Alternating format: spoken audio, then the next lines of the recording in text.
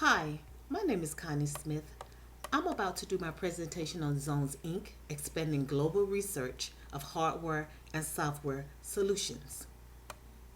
Zones' slogan is connecting business and technology, which means that Zones is a direct seller aimed to be a global and single source provider for information technology needs for small to medium sized businesses.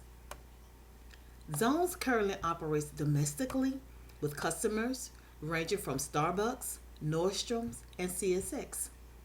To name a few, internationally they have a global supply chain with the capability of reaching 180 countries with 8 major hubs such as Canada, United Kingdom, India, which are existing countries.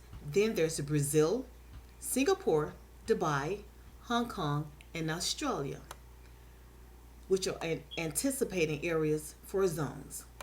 Now we're going to talk about some of the challenges that zone faces. What government regulations impede zones Inc. ability to enter new markets? The government enforces fines from U.S. businesses via excessive taxes on products coming into the country from American companies. Everything that zone does outside of the United States get taxed. By having a single currency system, they cannot bill their customers in the local currency. They can only involve the customers in transactions that uses US dollars regardless of the country. Most countries supports a buy local slogan. That is one of the challenges that Zone faces with their management and finance team. Because the government imposed these taxes, zones would also incur costs of foreign tariffs on hardware and software going to foreign countries as well. Brazil is one of the countries that Zone does business with, which makes it hard because the taxes are so impulsive. Zone needs to be able to sell to all countries. I feel as though zones need to up their market by gaining companies that they are in competition with and try to increase their target market by changing their ads and increasing the internet sales and possibly changing their slogan.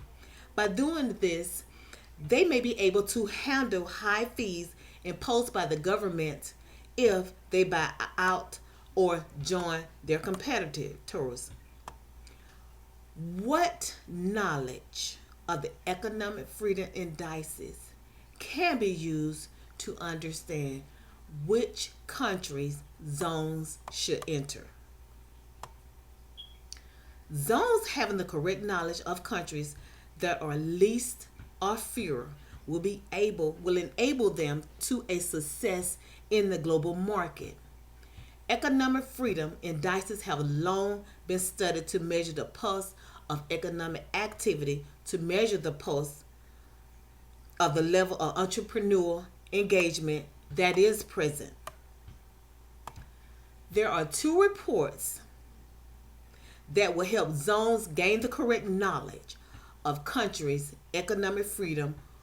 One is by the Fraser Institute called Economic Freedom Index of the World under the leadership of Dr. James Gartner at Florida State University. And the other one is by Heritage Foundation called the Index of Economic Freedom under the leadership of Miller, Kim, and Holmes. Here are the top 5 countries that Zone conduct business with and their rankings of freedom and from Fraser Institute from 2014. Hong Kong averaged 9.03, Singapore 8.71, New Zealand 8.35, Switzerland 8.25, and the United Kingdom 7.98.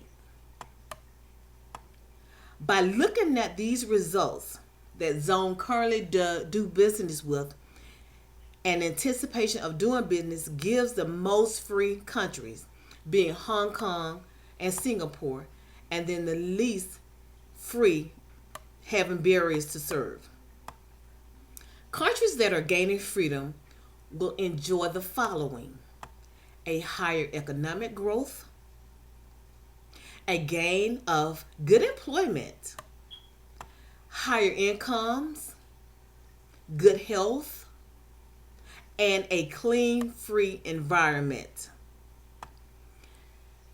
As Zones explores new hardware and software solutions, how might the permissionless innovation versus precautionary principle debate created by Adam Thierer impact Zone's ability to support new business to business products by its providers? Zones will need to build a solid relationship with the hardware and software manufacturers and with their clients, both abroad and domestically, that they sell directly to. By doing this, they would have a good reputation as being the best quality product, seller, and lowest price provided. Moving into the global market is very challenging for Zones. Management and its executive team at Zones deemed that they would be challenged from the ability to gain authorization from international governments to sell globally. Zones would need to make sure demands are met, and by doing this, I feel their orders and demands will be met. I also feel they would need to work closely with their management team to make sure both executive and finance teams are aware of the problems with their global and domestic partners. The team works with the IT, manufacturer, and the customers to make sure all needs and demands are met.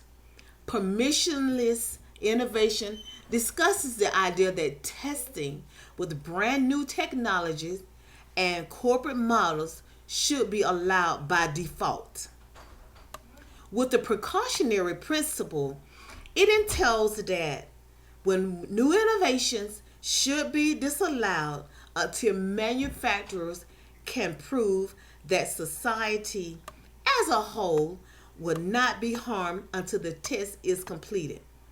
By using this principle, it is better to explore the experiment than to be sorry in the end. Zone prides itself in maintaining a long-term relationship with its providers from the contract till the end, engaging in new referrals from their current suppliers and customers. By Zones having a great domestic and global business, its executive and finance team have viewed their challenges and is willing to do what is necessary to meet the demands of employees the right team deemed to make their business successful. Zones will continue to work with the government to globally by hiring women to work with the team of men that they already have on their management team.